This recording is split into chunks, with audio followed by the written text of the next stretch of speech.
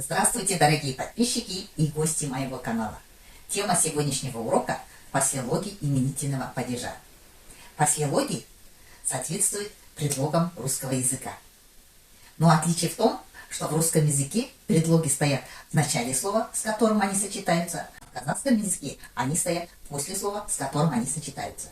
Ну давайте вместе посмотрим, какие послелоги употребляются именно в именительном падеже. Первый послелог «ышин» переводится для «ради». «Ишингену» – «зачем пришел?»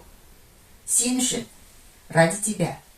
«Мен үшін алаңдама» – «за меня не переживай».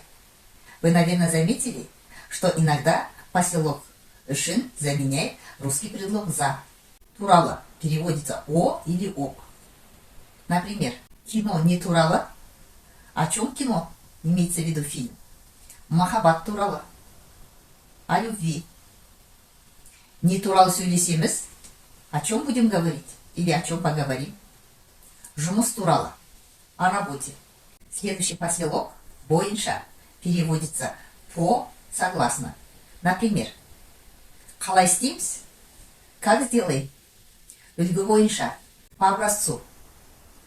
Жоспар бойынша істейік. Давай сделаем по плану. Следующий послелог бойы переводится в течение весь. Например, жаз бойы не істедім.